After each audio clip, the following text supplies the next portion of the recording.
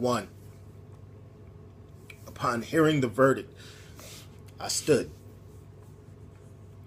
I am not sure when or how long before I realized I was on my feet. Maybe it was just my body's way of telling me we have gotten too comfortable. 2. My youngest son, the brownest of my babies, came running into the room, face a mirror of smiling angels. He grabbed my hand as if he thought I was going somewhere without him. I picked him up. I hugged him. I kissed his cheek and told him I loved him. 3. I prayed. 4. I believe we matter.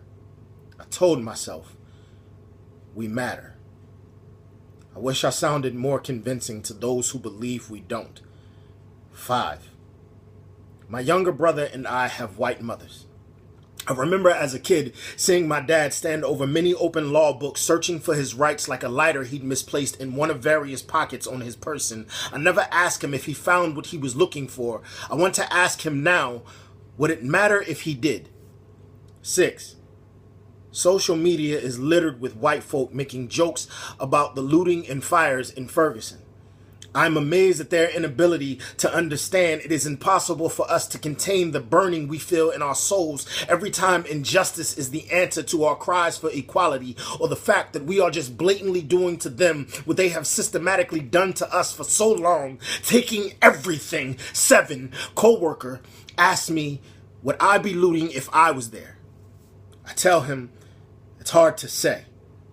He says, one man's actions should not affect the entire city. That's a bit excessive, don't you think? I say it's ironic, isn't it? 8. I teared up a bit thinking about a possible future. About what it would be like if the brownest of my babies couldn't come running into the room to ensure I was still there. If I could no longer wrap my arms around his frame, press my lips to his cheek, and speak fatherly affections to him. 9. Now that I think about it, I would burn everything on this planet to the ground until the man who turned my little boy's legacy into a riot is melting in the middle of my wrath. 10. I wonder how many of us realize we are at war, that justice does not come for casualties, only coroners. 11. They left that boy in the street for 4 hours with no sheet to cover his lifeless body. I bet there was a naked Klansman when they finally covered him up, but that's just speculation. Fact of the matter is, when something dead is left out in the open like that, it's usually an example, a sign to others, don't come this way. 12. He said he felt justified, that he would do it again.